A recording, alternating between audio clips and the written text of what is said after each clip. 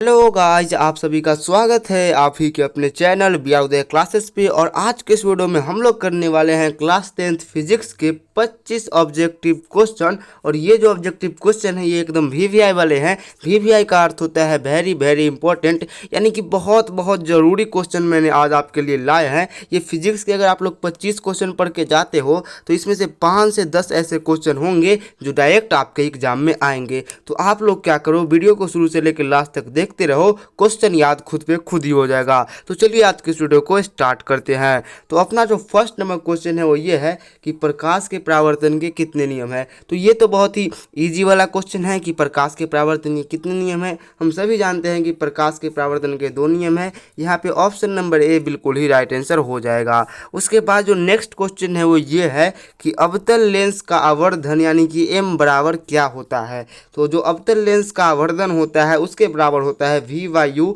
यानी कि वी बट्टा यू। ठीक है, ये होता है एम बराबर। उसके बाद जो नेक्स्ट क्वेश्चन है वो ये है कि निर्गत किरण और अभिलंब के बीच बने कोण को क्या कहते हैं। तो जो निर्गत किरण और अभिलंब के बीच कोण बनता है उस कोण को हम लोग निर्गत कोण कहते हैं, जो कि ऑप्शन नंबर सी में है। उसके बाद जो नेक्स्ट क्वेश्चन है वो ये है कि हजामत बनाने के लिए प्रयुक्त किया जाता है। तो हजामत बनाने के लिए हम लोग यूज करते हैं अवतल दर्पण का, जो कि ऑप्शन नंबर सी में है। तो option number C right answer हो जाएगा।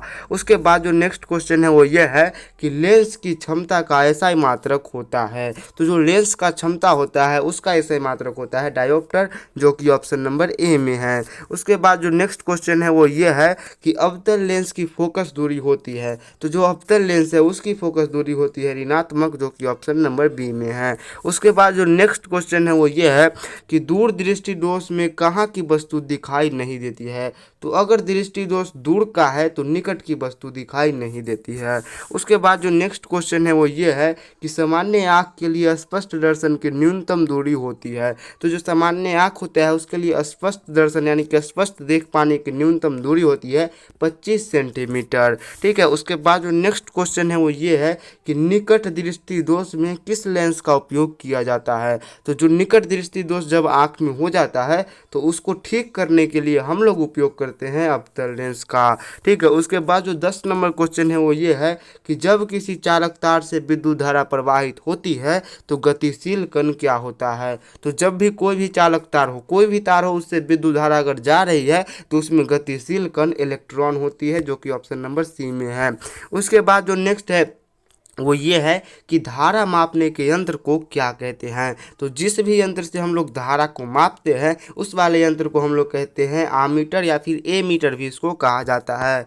उसके बाद जो है 12 नंबर क्वेश्चन है वो ये कहता है कि प्रतिरोध का एसआई मात्रक क्या होता है। ठीक है, मैंने प्रतिबंध गलती से पढ़ दिया था, लेकिन प्रतिरोध है यहाँ पे। तो जो प्रतिरोध है उसका एसआई मात्रक हम लोग जानते हैं ओम को। ठीक है, ओम जो है प्रतिरोध का एसआई मात्रक होता है। उसके बाद जो 13 नंबर क्वेश्चन है वो ये कहता है कि विभव का एसआई मात्रक क्या होता है। तो या तो विभव का एसआई मात्रक पूछे चाहे विभवांतर का एसआई मात्रक पूछे, हमारा आंसर एक ही होगा और वो होगा वोल्ट। ठीक है, विभव और विभवांतर दोनों का एसआई मात्रक वोल्ट ही होता है। उसके बाद जो 14 नंबर क्वेश्चन है वो ये है कि वोल्ट बराबर क्या होता है। तो जो वोल्ट बराबर होता है वो होता है जे बाई सी, यानी कि जूल बटा कुलाम। ठीक है, उसके बाद जो नेक्स्ट क्वेश्चन है वो ये है कि आमीटर का प्रतिरोध कैसा होता है या फिर क्या होता है। तो जो आमीटर है उसका प्रतिरोध बहुत ही छोटा होता है, एकदम ना के बराबर होता है। उसके बाद जो 16 नंबर क्वेश्चन है वो ये कहता है कि विद्युत बल्ब की तंतु किस धातु की बनी होती है। तो जो भी विद्युत बल्ब की तंतु होती है जो बीच में रहती है, ऐसे बल्ब के, मान लो ये बल्ब है तो ये जो बीच में रहती है ये जो बनी होती है ये बनी होती है टंगस्टन की। ठीक है, उसके बाद जो 17 नंबर क्वेश्चन है वो ये है कि विद्युत फ्यूज तथा विद्युत फ्यूज विद्युत धारा के किस प्रभाव पर काम करती है। तो जो विद्युत फ्यूज होती है वो विद्युत धारा के ऊष्मीय प्रभाव पे काम करती है। ऑप्शन नंबर ए बिल्कुल ही राइट आंसर हो जाएगा। उसके बाद जो 18 नंबर क्वेश्चन है वो ये है कि बैटरी से किस प्रकार की धारा प्राप्त होती है। तो बैटरी से हमें डिस्ट यानी कि डीसी धारा प्राप्त होती है। उसके बाद जो 19 नंबर क्वेश्चन है वो ये कहता है कि विद्युत धारा उत्पन्न करने वाली युक्ति को क्या कहते हैं। तो जो भी युक्ति विद्युत धारा, युक्ति मतलब होता है मशीन, तो जो भी मशीन विद्युत धारा को उत्पन्न करती है उस मशीन का नाम होता है जनित्र। ठीक है, ऑप्शन नंबर ए बिल्कुल ही राइट आंसर हो जाएगा।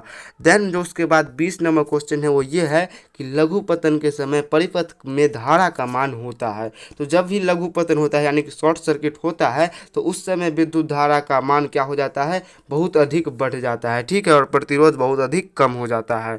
उसके बाद जो 21 नंबर क्वेश्चन है वो ये कहता है कि स्विच लगाए जाते हैं किस तार में, ठंडे तार में, गर्म तार में, दोनों तार में, इनमें से कोई नहीं। तो जो स्विच होता है उसको हम लोग गर्म तार में लगाते हैं। ठीक है, उसके बाद जो नेक्स्ट क्वेश्चन है वो ये कहता है कि जल विद्युत संयंत्र किस ऊर्जा को विद्युत ऊर्जा में बदलता है। तो जो जल विद्युत संयंत्र होता है वो क्या करता है, स्थितिज ऊर्जा को विद्युत ऊर्जा में बदल देता है। उसके बाद जो 23 नंबर क्वेश्चन है वो ये है कि सौर सेल बनाने के लिए किसका उपयोग किया जाता है। तो जो सौर सेल होता है, सोलर पैनल, उसको बनाने के लिए सिलिकॉन धातु, सिलिकॉन उप धातु का यूज किया जाता है। उसके बाद जो 24 नंबर क्वेश्चन है वो ये कहता है कि सभी जीव जंतु के लिए ऊर्जा का अंतिम स्रोत क्या है। तो जितने भी जीव जंतु है उसके लिए ऊर्जा का अंतिम स्रोत सूर्य है, वहीं से सारा ऊर्जा आता है।